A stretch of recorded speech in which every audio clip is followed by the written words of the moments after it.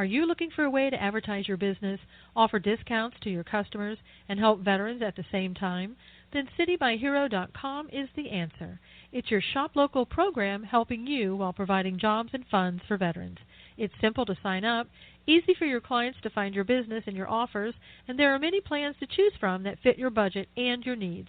Go to CityByHero.com and sign up today, and we'll make a donation for you to a veterans organization. CityByHero.com.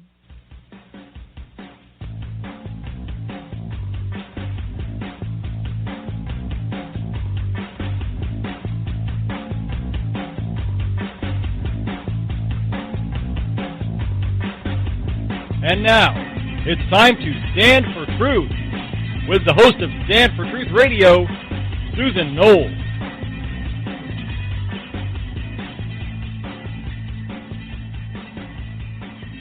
And welcome to the program, everyone. I'm your host, Susan Knowles.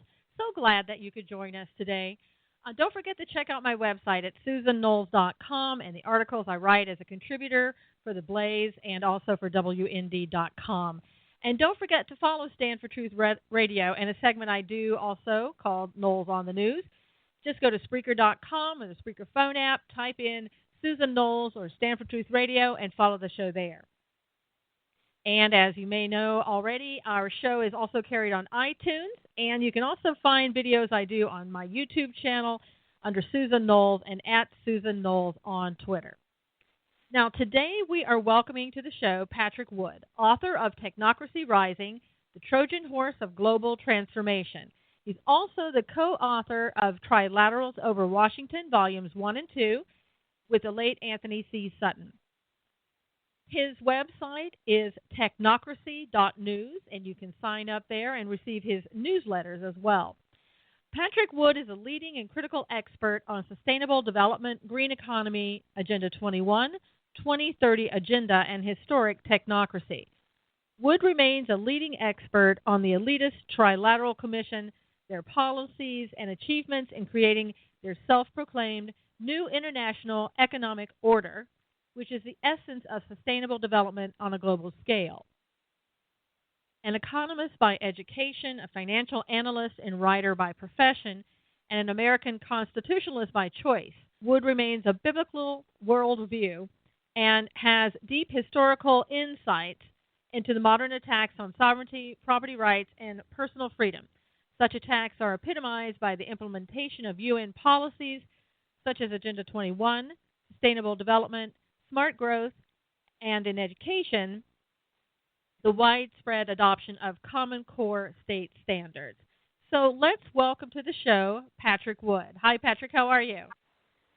Hi, Susan. Doing fine. Thank you. Great. I wanted to say before we get started, I wanted to just say that our hearts and our prayers go out to those in Orlando who were killed over the weekend and those that are injured and in the hospital and going through surgeries, and also to the family of Christina Grimmie, who was killed in the same area in Orlando, Florida over the weekend. And reports have it that she may have been killed primarily because of her Christian beliefs. And I just wanted to say that we're all grieving with the families and hope that those that are injured in the hospitals in Orlando there are getting better. And you know, there's a lot of crazy stuff happening, Patrick. I don't know if you have a comment that you want to add. Well, as far as the Orlando massacre is concerned, this is not the last we're going to see of this, I'm afraid. And the immigration policy that has been allowed and encouraged in our country, which is basically the same policy that's been encouraged in Europe, is going to do the same thing to us that it has done to Europe. And until Americans realize that our government is working against us with this immigration policy to bring all of these people in from the Mideast that hate our guts and that are sworn to destroy us, we're going to continue to have this kind of stuff, and we just simply need to put a stop to it. You know, and I couldn't agree more, because we have a president who can't say ISIS, Islam terrorists, Muslim terrorists, can't absolutely utter the words of what's really going on, and has come out today and said there are no strong ties that this Omar Mateen had to any radical Muslim type terrorists, which is odd because the Islamic State came out and praised him, and I'm talking about Omar, for doing what he did over the weekend. So it's hard for me to believe that there's no connection to other terrorist sources and all that. And his father, we've seen videos of his father who's connected to the Taliban, supposedly. So I think the American public, they're being fed a line, and hopefully they're not going to believe it. I know. Probably many people will because they believe anything that the media tells them. But for the people in your audience and people like you that are out there around the country, they're not going to buy it for a second, not for 1 second. Yep. No, and you're right, too. We are going to see more of this, and it's going to be a tax on all of us as Americans because that is what they are sworn to do, and that is what the book that they believe in tells them to do. And so, I think people are just going to have to be vigilant. They're going to have to start taking care of themselves and also speaking out to have their government take care of them as well, as much as we can expect a government to take care of us, which at this point seems very little right now. Exactly. I'm going to go ahead and bring up some various subjects, and I'm going to, with technocracy is such a big field, and so I want to bring up just a whole different subject matter and let you comment on those if you can. And there are no particular order. Some of the things that we have heard in the mainstream media and some of the things that we're just not hearing at all in the mainstream media. First thing I want to bring up to you is, what is this? Explain to us what the law enforcement card reader is and what that's all about. Well, law enforcement has a new tool, and it's based on the idea, well, actually it's already law in most states around the country, that the police have the right to confiscate money, bank accounts, and property from people who are known to be criminals of one's, maybe of a special sort, like people in the drug running business, or maybe terrorists as well. The idea of asset forfeiture is not new, but the police now have a tool to take that to a new level because there's new technology out now that gives the police essentially, it's like a card reader, like what you have at a store, but it's able to strip the money off out of your account, or if you have a gift card, strip your money off of the gift card right as they confront you or stop you on the street or stop you in your car. They can simply take your money right then, and then it's up to you to get it back, which is good luck. Now, of course, they say this is just, they're never going to abuse this, of course, and they're only going to use this for legitimate cases. But as we know, that is never the case when you turn a bunch of, in some cases, power-hungry, policemen loose with a tool like this. There's going to be innocent citizens that get their bank accounts stripped for no particular good reason, and then they're going to have to fight like crazy to get it back again. Now, is this, when they do that, will they have a court order, or is this just something they, are they just going to do this without a warrant, without a court order? Wow. No court order necessary. They can just summarily do it at the judgment of the policeman that's doing it. This is being implemented, by the way, right now in Oklahoma in particular, but it's going to spread to the whole country.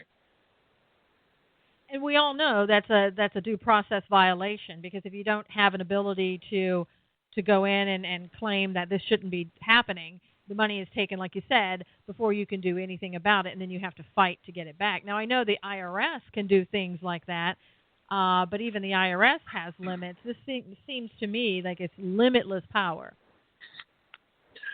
It is, actually. And, of course, in the case of the IRS and even at terrorist events, they're required to get a court order. But in many cases, remember that the judges that they have are specially assigned judges that operate in secret. There's no transparency whatsoever. And so when they say they got a court order, it's, well, they had an in-house guy who's called himself a judge that wrote the court order to be served by the same people who work for the same organization. So it's a little bit crazy. Even when you talk about court order, and many times it's already been a twisted form of justice. And do you know how this got started? Whose idea this was? Who proposed this in the very beginning? Well, the asset forfeiture laws have been around as long as the war on drugs has been around. That was one of the principal legislative tools that they were given. So it's not ancient, but the powers have been expanded, and there's been plenty of abuses along the way. There's plenty of stories on the internet you can find where people got messed up, got in the middle of this and shouldn't have. Right. And many police departments have enriched themselves, in a way, because they get to keep that money and spend it on their own projects, their own departments, and whatever. So the money doesn't go to the government; it doesn't go to the state. It goes to the same agency that confiscates it in the first place. That's obviously one of the huge conflict of interest that exists here.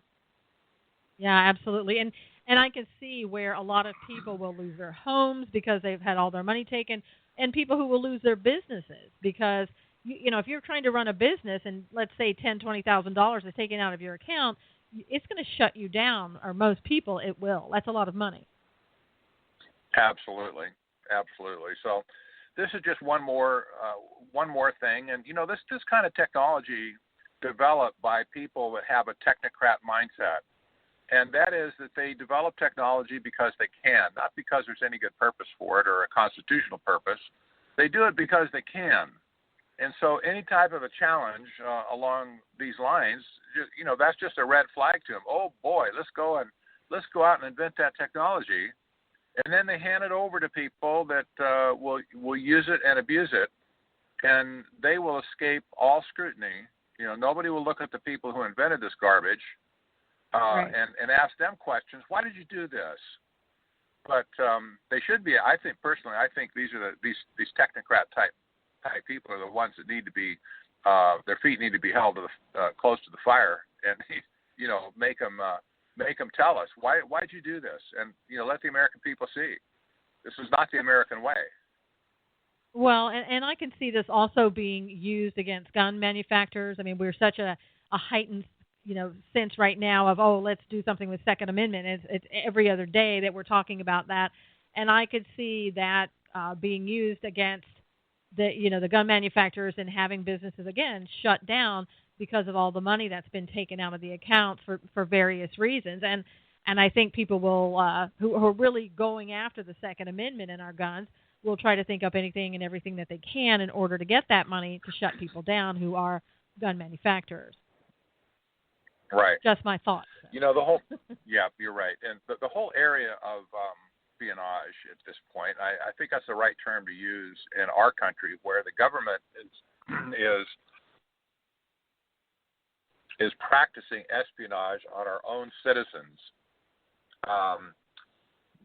This sinks to new lows virtually every week, and people aren't paying attention to this. The intrusiveness of government surveillance into our private lives, but this forfeiture of money is just one more thing. It's like, where's this ever going to stop? Because we hear stuff like this that just shocks us.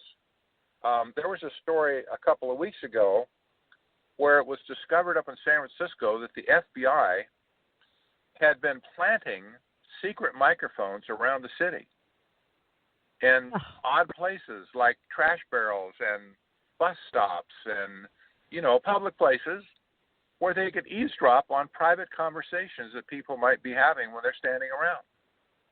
It's like, well, wow. Okay, so where did this come from? How did this happen? Yeah.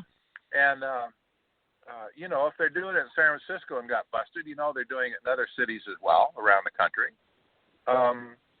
But, things like this, you shake your head. It just boggles the mind that these people won't stop. They can't get enough intrusiveness. They can't get enough data on us. They have to hide secret microphones now. They're already getting all our email, all of our telephone conversations, all of our social media postings, everything we say, go anywhere, everywhere. There's hundreds of thousands of cameras now around the country taking pictures of us, and we're being cataloged and identified. There's a DNA database we find out now that the NSA and the FBI are building using American citizens to fund it, with the DNA material. And it's like, gosh, Congress stands up and slaps them, and they say, oh, we're really sorry. Sometimes they don't even say that. And then you don't hear anything for 6 months, and all of a sudden you hear another story. And not only did they not stop what Congress slapped them for, but they're doing it twice as much with impunity. They just won't quit. They just won't quit. And I think one of the reasons they don't quit necessarily is, number one, there's not any public outrage, where the public, I mean, I didn't even know about the thing that, what you're talking about in San Francisco. And the second thing is there are, unfortunately, the society is being trained to say, oh, you know what, that's okay because you might hear a terrorist talking, and if it keeps us safe, let's go ahead and do it. And that's what we're convincing, I think, a lot of members in society, that it's okay. And especially, and I hate to say this, but especially in California, and that's probably why they chose to do it in San Francisco and in California, because we've been taught, oh, it's okay. We're never gonna use this against you. We're just trying to protect you. And I will suggest that that's a bald-faced lie. It's just not true, absolutely. And it doesn't stand up to any kind of scrutiny whatsoever. The FBI, by the way, with the shooting in Orlando, the FBI is going to demand increased surveillance and increased powers from Congress. You just watch. I guarantee you this is going to happen. They're going to say, this is the reason that we need to step up our surveillance efforts and blah, blah, blah. And yet, they already have massive surveillance efforts all across society, catching every citizen in the net. And they interviewed this guy supposedly 3 times. The FBI interviewed this terrorist 3 times with terrorist connections, and they never busted him for anything. He continued to work for the DHS contractor, and even when they're watching him like that, they can't catch him before he does something like this. This is insanity. I mean, the FBI has just lost all credibility. What they're doing has nothing to do with national security whatsoever, or they would have busted this guy before he ever got to first base. And I might add, just hypocrisy-wise, the FBI hasn't even interviewed Hillary Clinton yet on her email scandal. Okay, when's this going to start, It's like, they interviewed this terrorist 3 times, and they didn't clamp down on him, obviously, any way, shape, or form. They didn't trail him. They didn't surveil him. They didn't track his phone calls. They didn't track his purchase records, which they probably have somewhere in a database. Right. But no, they have to use it as an excuse now to get, to come back and even have more surveillance on American citizens. Yeah, and we're learning, too, that his employer didn't want to let him go because he was Muslim. And so, with political correctness, we can't do that. And I'm sure that's part of why the FBI did what they did. It's all political correctness, and we'll just let him go and hope that he doesn't do anything. And then when he does, we'll blame it on Second Amendment, guns, and we'll try to take the guns away, and on and on and on. Yeah. If people don't understand that by now, that this is cyclical, and this is what the government says each and every time, and this is what they're doing, it is really time to wake up. I mean, it truly is time. It's past time to wake up. Yes, it is. And I wanted to ask you, I wanted to go on to another subject. I know that the U.S. and China are doing a lot of things in terms of robots and machines to take over for the workers. Can you talk about that? Well, this is the heartbeat of the Fourth Industrial Revolution. That's what they call it. It's of great concern to everybody globally because predictions are now, that is, let's say, very plausible predictions have come out that have said by the year 2045 that most all of the jobs that people currently do will be done by robots. That means massive unemployment for people all around the world. And the social consequences of this are unknown at this point. But if you can imagine, I mean, how could all those people around the world be out of work, not have money to spend, et cetera, et cetera? But the robot revolution right now is very, very pervasive. It's just getting started, but industry after industry are toppling. One big factory in China, in fact, the company that makes iPhones over there, Foxconn, they had one factory where they were able to reduce their workforce by 60,000 people out of 110,000 people, and by replacing them with robots. The Western press barely batted an eye, but can you imagine? I mean, the people that lost their jobs, I guess maybe they didn't have a job when they first got one, but they're not too happy about losing their jobs to robots. But Foxconn, on the other hand, is very happy because they can control the robots. They don't complain, they don't commit suicide, and they don't demand overtime. And all you got to do is oil them once in a while and keep their software updated. Okay, that sounds real compassionate.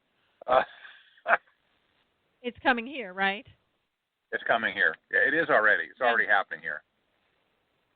I'm wondering how much of the let's push for $15 an hour is sort of the technocrats' way of pushing us into that without saying, "Hey, we're going to replace you with robots. We're just going to make it like, well, it's because we couldn't do the $15 an hour." I mean, I maybe I'm just sort of I'm jaded now,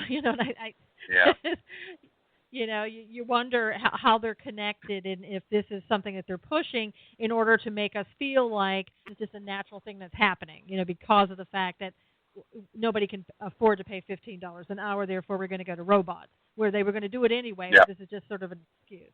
Oh, yep. Wow. Yep, exactly. There was a very interesting article, Susan, that there's a company called Y Combinator up in the Bay Area. That is a very elite organization that helps startups, tech startups in the Bay Area. And the president of that company, by the way, Sam Altman, happened to also attend the Bilderberg meeting in Europe this weekend. So this is a significant organization. They have an experiment underway right now where they're selecting up to 100 people to receive $2,000 a month free income, to find out how people will react if they lose their job to robotics. And they're going to track these people, psychologists are, for a year to find out what people do with the money, how they live, how they survive, how their thinking changes and stuff. And the interesting thing about this is this guy is admitting that robots are going to displace the workforce, number one.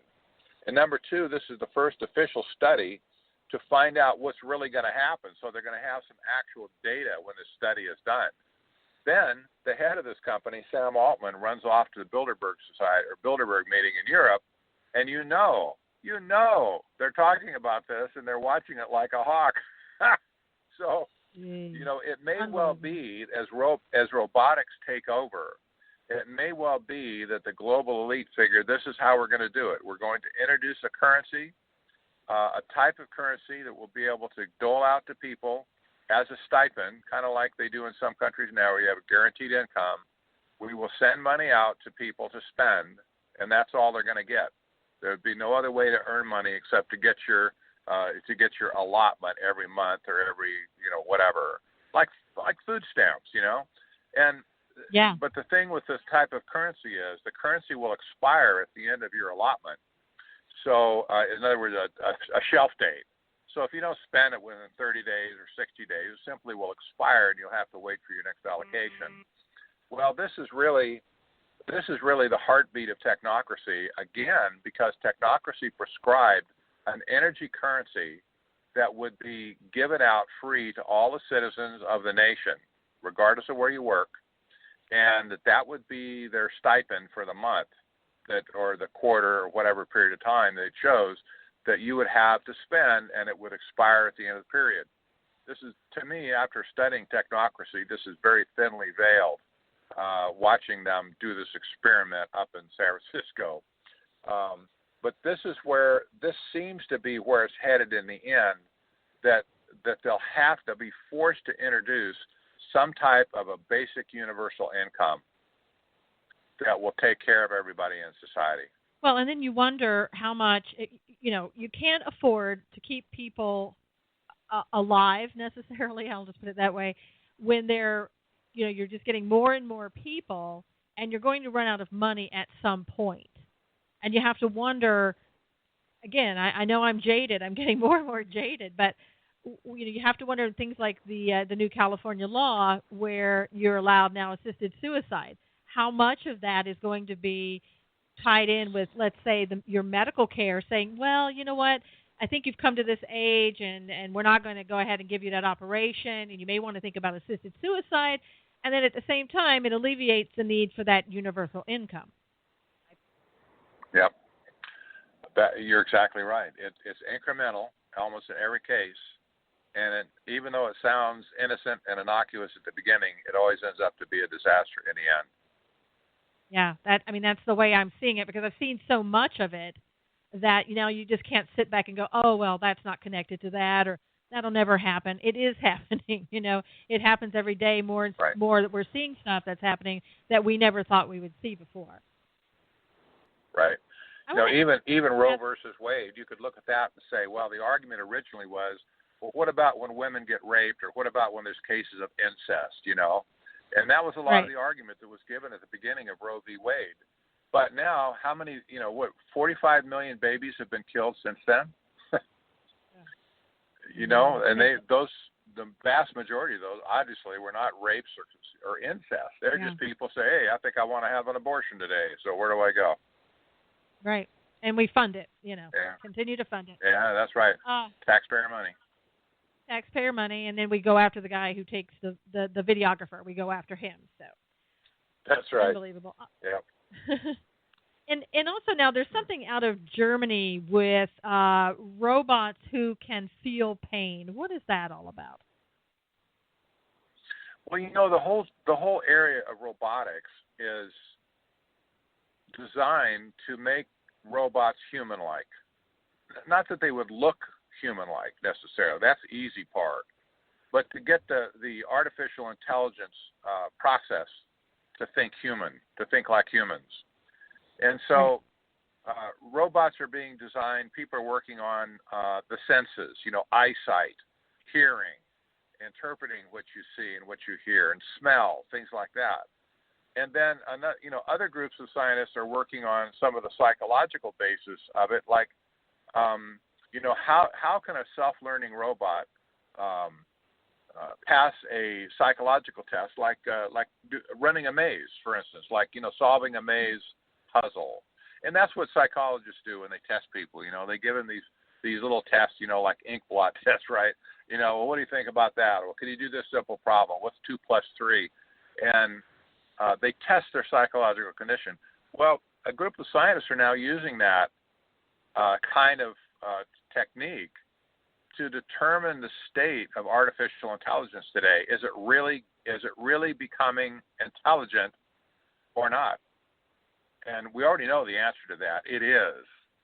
But this is just evidence that we're in for some very serious difficulties in the future, because if these programs become human-like, we will never know who we're talking to on the phone, for instance, and sometimes even in person, perhaps. Well, we're not going to know who we're communicating with. There was a university, I can't remember which one right now, but there was a major university that had a graduate class where one of the teaching assistants was a robot. And it was a robotic program. It wasn't a person looking like a robot, but it was a program robot, and the students were communicating via email and text messages and stuff with this teaching assistant. And at the end of the day, informed them all along that her name was not, Susie or whatever, but that she was actually a robot program. And the students just freaked because they were totally convinced that she was a real person. And they'd interact with her for weeks and weeks, and they were totally convinced that she was a real person, and it freaked them out. As it should. I don't even know how they can legally get away with doing things like that. It's unbelievable. Well, actually, I guess, as they said, the teaching assistant was really quite good. She answered all the questions and stuff. probably better than her human counterpart could, And always seemed to be in a great mood. Never skipped a beat. Never missed a class. That's right. Exactly right. Yeah. Let's talk about biohackers. Can you talk a little bit about that and what that is? Well, I don't know if you kind of like having those RFID chips planted into your skin. There's really nothing to talk about here. But, this it bothers me. I don't know about you. I say that facetiously, I guess. The idea of biohacking at this point is really a misnomer. There are scientists and engineers that are working on all kinds of different implantable objects that will go into your body. And, they call it biohacking because, it's kind of like hacking the human body instead of a computer. But, these little microchips, they're as small as a grain of rice. That's really small. And they can be implanted into your skin very quickly and easily. You don't need a stitch or anything. It's like a needle poke, you get a vaccine. And there's various places in the body they can poke them. In the hand, for instance, there's lots of little skin pockets of skin where you can put something and you'd never know it was there in 1,000 years. And, people are designing these little implantables now for all kinds of things, like unlocking doors or using something like Apple Pay, payment at a kiosk where you just, instead of tapping it with your cell phone, you tap it with your hand. Identification, like instead of wearing an ID card with a magnetic strip in it or something, you can have a chip in your hand that will identify you when you walk through a door as the right person. And the list goes on. The reasons, the purposes, people are doing it for medical reasons, like putting all your medical history on a chip and implanting it. And, of course, for the Christian world, the Christian audience, this would make them very, very nervous because of, Revelation, that the book of Revelation that talks about the mark of the beast being on your hand or on your forehead. So, there's lots of reasons to be concerned about this kind of technology. But it is spreading, Susan, like wildfire right now. And people are all excited about it because it's the latest gadget, the latest thing. And, you wonder at first, how can anybody seriously do this? Well, look, if you haven't ever followed the people in the tattoo world, the big craze now in the tattoo world are changing your body, your physical body. Like people are having horns implanted on their head now, for instance. Can you imagine? They want to, I guess they want to look like the devil. They're actually having horns implanted on their foreheads. And there's all kinds of different body modifications like that are being done now. And people are just going nuts over it. Wow, I want to be different. I want to look like so and so or whatever. And it's like, man, dude, slow down. Take a breath and look at what you're doing to yourself. But the biohacking stuff is going to be accepted in the same way by a certain segment of the population. They'll think it's the greatest thing since sliced bread. Absolutely. And I think the millennials will be the first to really embrace it because it's something new and unique and they're always in on kind of the latest craze of things that are happening. But, I'm like you. Why do they call this biohacker? Because, hacking is something that somebody does that also is you're not giving them permission to do. They do this without your permission. These people are doing the biohacking. They're absolutely going in and wanting these chips implanted, volunteering for them, and it's no big deal to them. And I'm surprised that the body piercers are the ones that are typically the ones that are implanting these chips, aren't they? Well, they're receiving it quite well, I think, because they're already used to having weird things done to their bodies. There's a greater view of this. If you think, for instance, about prisoners, I know you're probably familiar with this. Prisoners that are put out on house arrest have to wear an anklet. Right. And it monitors their physical presence. They're not allowed to leave their house or maybe a certain area or something. And all of those bracelets, for instance, that criminals currently wear could be completely replaced by a bioimplantable chip. All they have to do is just implant it under their skin and their hand or something like that, and that would be the end of it. And you wouldn't have to worry about them cutting the bracelet off or anything else. They're probably not going to cut their hand apart to get the chip out. But that's an example where you could easily see a police department going, "Wow, look at the money we could save." There's a little chip instead of a big old ankle thing that you can't reuse, and you have to, and we can buy these for pennies on the dollar, where this other system costs us hundreds of dollars or thousands of dollars. You can see the logic right now why they would adopt this kind of technology. And then, you look at the medical world. What about people that are on Medicare? They could very easily say, this is a condition of Medicare. You have to accept this implant because wherever you go, we want to have your medical history with you. Well, and I could see them doing that with the VA, because it seems like the veterans a lot of times are the guinea pigs, to the government. And I could see them saying, well, instead of us losing your file all the time, in which I think they do a lot, they can implant their medical records right into the veteran. And, I can see that easily happening to different sections of society. And the people I'm not sure people are going to want to speak up anymore because they seem to be accepting this more and more each day. And we're losing the people who would stand up against this, and we're replacing them with people who have been taught the government is your friend, the government's going to help you, just listen to the government, don't think, do what you're told.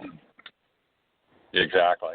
We've talked, I've talked about the aspect of scientific dictatorship before with relation to technocracy, and this is where this is headed. This kind of digital monitoring and slicing and dicing of our data and stuff, complete lack of transparency and or privacy anymore.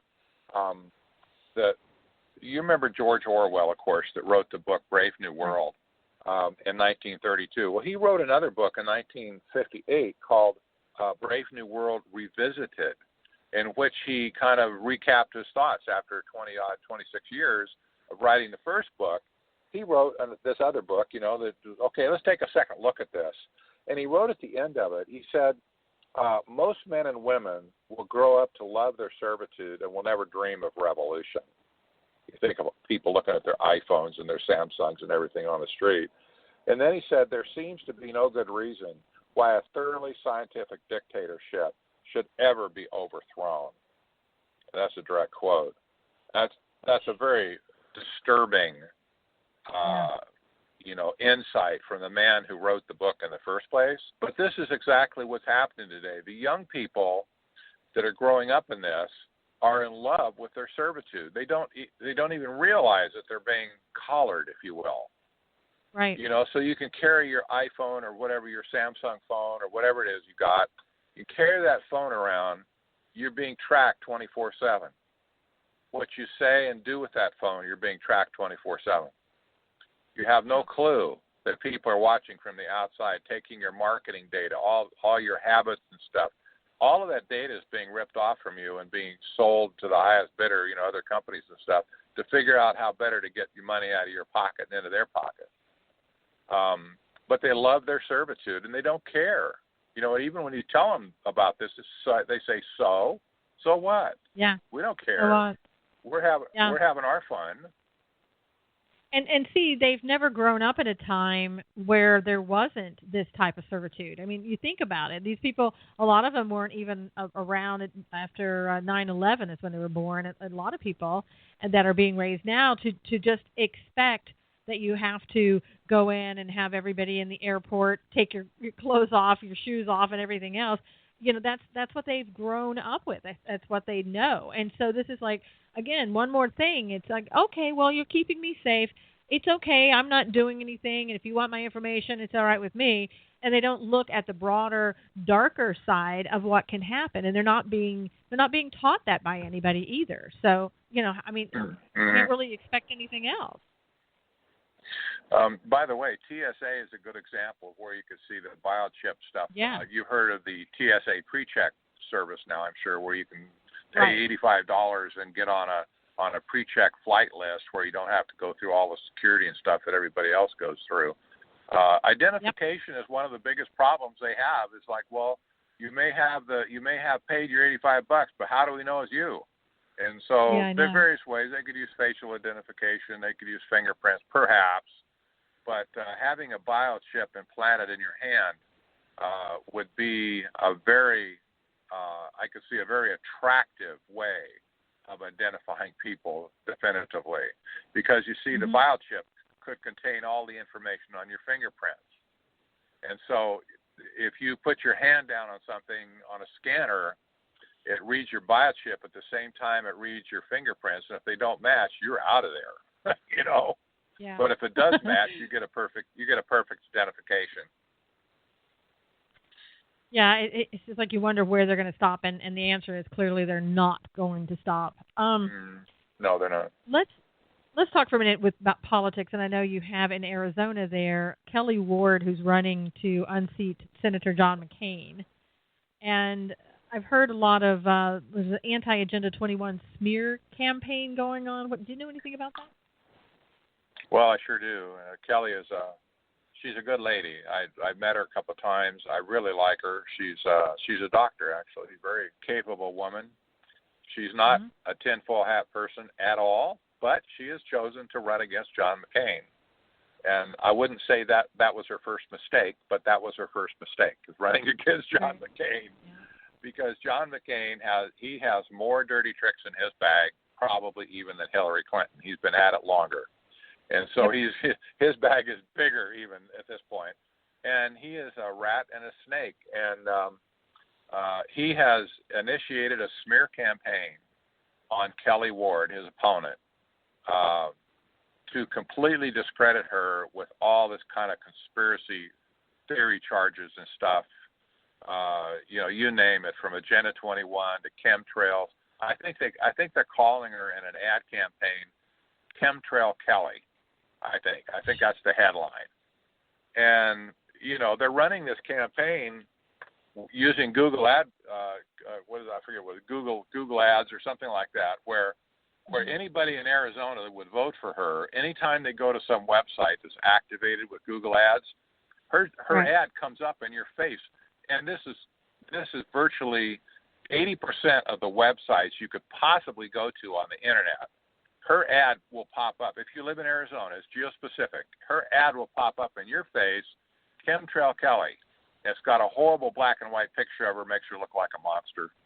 And they've been running this now for at least a month, and I'm sure they're going to keep it up until the vote later this summer. But Kelly's getting smeared. She doesn't deserve any of it. She really does understand Agenda 21. She understands technocracy, I might add, as well, because we've had an opportunity to talk.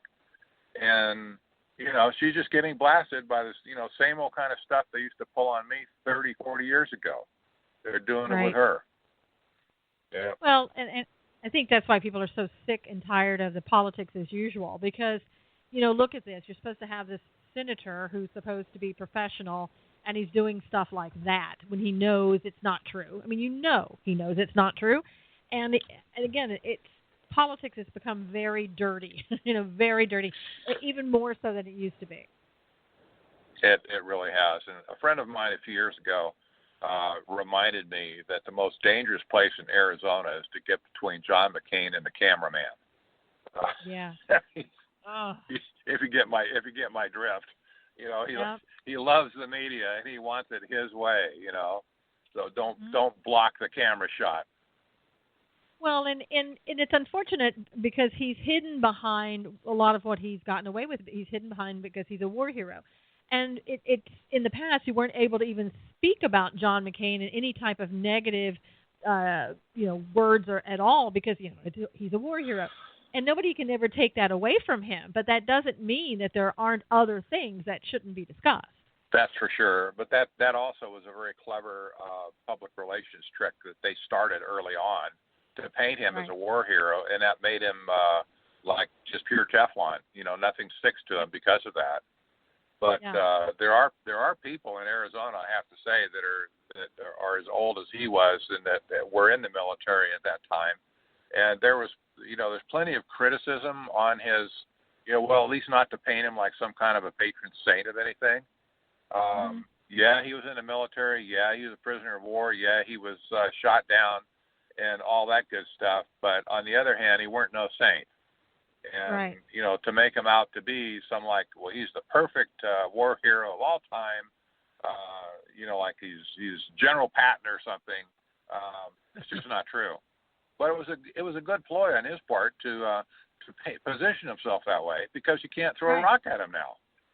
Well, and it's the same thing that we're seeing with Hillary Clinton. I mean, talk about Teflon. Nothing sticks to her. I mean, we have had case after case after case, and if these accusations were coming out against you or me, we'd be in jail right now. We wouldn't be out on the presidential campaign trail. So and people still want to vote for her, which I can't understand. But I think a lot of people just do not understand anything about her past or what connections there are, because the media has done such a great job with her and trying to keep her out of the limelight of any wrongdoing, that it's working well for her. It really is, and I just wonder if she's going to could get indicted before the general election this fall. The FBI has been sitting on all this evidence about her emails and stuff. I think anybody with any common sense knows she's guilty or in sin, but the Justice Department will not indict. And they've been just sitting on their hands, and they're just as corrupt as the day is long in the Justice Department. They refuse to indict this woman. And so, people can look at that and say, what a perversion of justice in our country. Here's this criminal walking around. And then you've got, for instance, all the people up at the Malheur, demonstration when the ranchers took over the lodge up in Oregon. All the people that got arrested up there are still in jail without warrant. I mean, not without warrant, but they're in jail. Even people like Pete Santilli, who went up there to cover. He's a radio host, if you don't know him. Right. He went up there to cover, journalistically, to cover what was going on up there. He got arrested and caught up in it as well, and he's still in jail. And he wasn't even part of it. I'm sure he sympathized with him, or he wouldn't have been there. But all of these people are still in jail, waiting their various trial dates and stuff. And it's like some of them did absolutely nothing. Them away, and oh well, that's the justice system. And there they will probably rot, unfortunately, because again, there aren't too many people coming out against what happened, and a lot of people don't want to get involved, and it just kind of it's until it happens to your family, then they really sometimes people start to really care. And it's just unfortunate. But we're seeing more and more of stuff like this, whether you believe in their cause or not. We're seeing more and more of the government going out and doing whatever they want to do, not having to explain anything of why they're doing it. And that's not a republic. That isn't. And, people, if they're not worried about their constitutional rights, again, they ought to be, because they're disappearing very rapidly. They are. And I figure we probably have a window, maybe 1 to 2 to 3 years at this point, to put an end to this impending scientific dictatorship, or basically forget it for the next 150, 200 years, maybe hundreds of years before they can break free from it. But like Huxley said, if people love their servitude, there will be no reason to overthrow a scientific dictatorship. Right. Yep.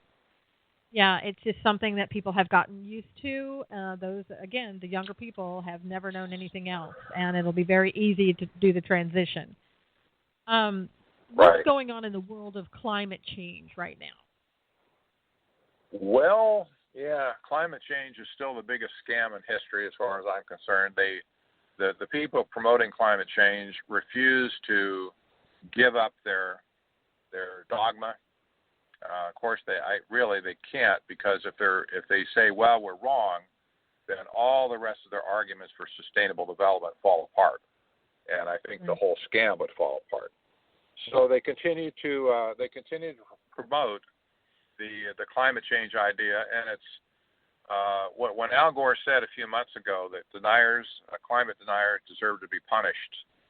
This is actually being worked out in practice now. This is astounding.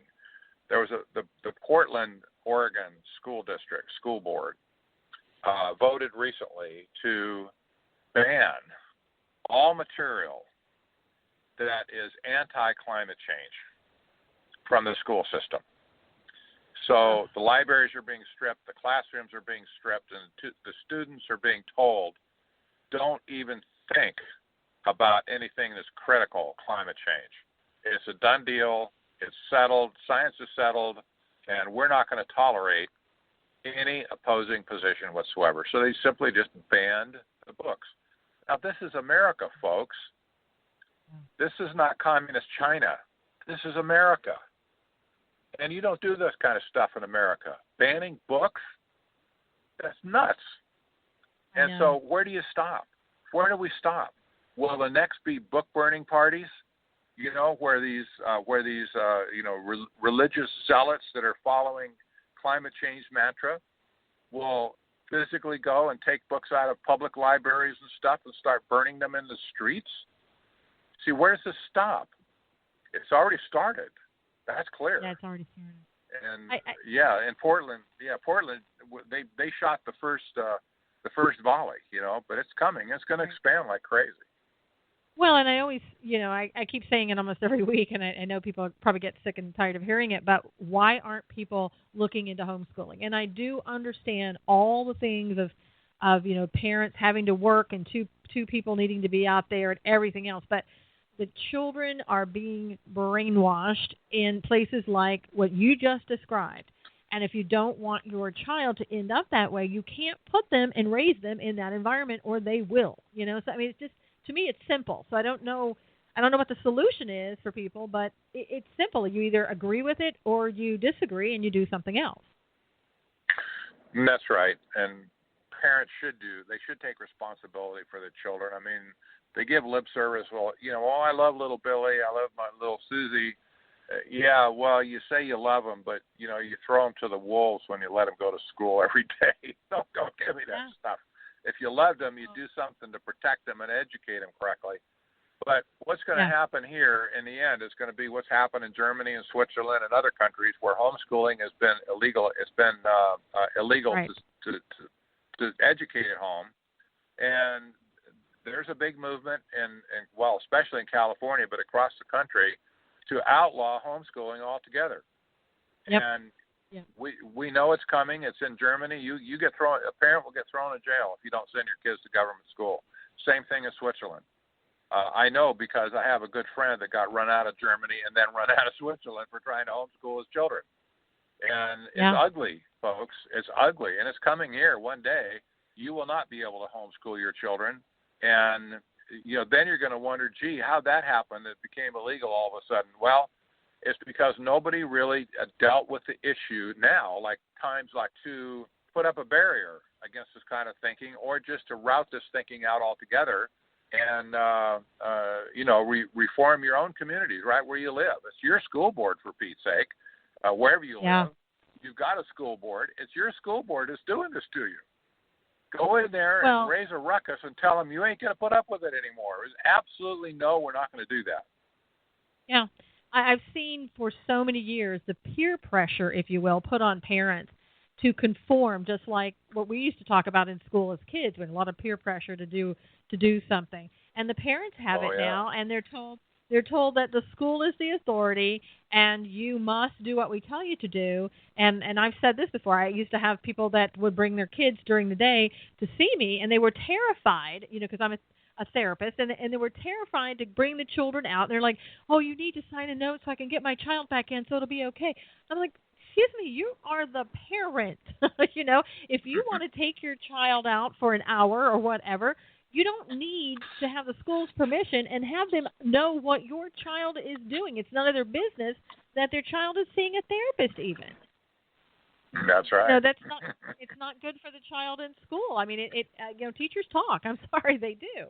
According to Common Core now, they want to have all that information in their records, so they will. Right. If they knew a child was going to a therapist outside the school, they would pursue that data so they get it into their file permanently. Yeah, absolutely. And, there's just so much that, I know parents are very busy, but something has to change, because if it doesn't, we are on a slippery slope that we just go faster and faster down, and pretty soon it's going to be so late that there's going to be no turning back. There's not going to be anybody standing with you at the school board. And as it is right now, it's very difficult. Parents don't want to make waves because they want to be able to send their kid off to school and not have to worry about what's going on between the kid and the teacher. And I get that. But it's not helping you, and it's not helping the kid, So that's right. We're going down a very steep ski slope where it started out slow on the bunny hill, and all of a sudden it gets steeper and steeper, and you realize that you're really gaining speed, and you go, "Gosh, I'm going too fast to stop now." Then you look ahead, and all of a sudden you see a 200-foot jump coming up, and it's like, "Oh no!" I know. What do I do now? And then, what do I do now? And this is kind of what we're looking at right now. If we don't stop this thing, we're going to be facing the biggest train wreck that history has ever seen. Yeah. Well, and when you see parents that are escorted or arrested out of school board meetings because they dare to stand up and say anything in opposition, I mean, that right there is insane. And I can't believe that every parent doesn't stand up around that person and say, "No, we are not going to have this. You work for us." But it's the same thing that we see in our government. They used to work for us, and now I think we work for them, and it's really gotten way off track. So we'll have to see what happens with that. Exactly. Well, as always, it's been a pleasure having you on today, and as always, the time just absolutely flies by. We're going to have to do a 2 or 3 hour show to try to get everything in. But Patrick Wood, author of Technocracy Rising, the Trojan Horse of Global Transformation, and your website again is at technocracy.news. That's correct. I thank you. Your book, I still use your book as a reference, and I hope people go out and get that book. I do too. They really need to read it and understand what's going on. Yeah, I know when I read that book, I was absolutely floored, but it taught me things that I never even heard of, and you will never hear of. And people really need to go get that book, sit with it, read it, and then keep it and use it as a resource, as a reference like I do. So thank you for writing, and I hope you continue to write more and more so that you can get the word out to all the people who are sitting there at this point maybe even wondering what technocracy is. Yep, that is my intention for sure. Good. Well, Patrick, again, thank you so much for coming on, and really appreciate having you here and appreciate your time. Thank you, Susan. God bless you. God bless you. Take care. So there you have it. So much. I mean, we didn't even get to. Everything is going at breakneck speed, and you have to know that what you're being told is not what is happening. What the government is telling you, and I'm not trying to be a conspiracy theorist, but I think by this point most of us know what we know, and that is we're not getting the full information. We're being told what they want us to know, just as with Iran deal. We weren't told about that. We weren't told about how the negotiations had been going on like a year prior, and everything had basically been done before the negotiations started. So if you want to sit there and just believe everything that you're told, I guess that you will. But if you really want to know the truth, you're going to have to do your own research, read books like Technocracy Rising, so that you can understand exactly what's going on, what you're not being told. And then when you see things, you will understand, like, oh my gosh, this is something that I should have had knowledge about, and now I do. And now I can see things for what they really are, and then maybe try to bring other people in to try to come up with solutions on what needs to be done. It is a fast-going, slippery slope. We need to do something, and we need to do it now in order for us to maintain any kind of semblance of America. So thank you so much for being here. Until next time, this is Susan Knowles wishing you a great week. God bless you. Take care. Hi, I'm Susan Knowles. Do you often feel that our world is upside down, where fiction has become fact and America seems to be unrecognizable? Then you'll want to read my fiction, Freedom's Fight, A Call to Remember. Go on a journey with Bethany, who longs for the country she once knew, before the regime took over and changed it beyond recognition. Go with her on her quest to return America to its rightful place. Order Freedom's Fight: A Call to Remember at Amazon.com today.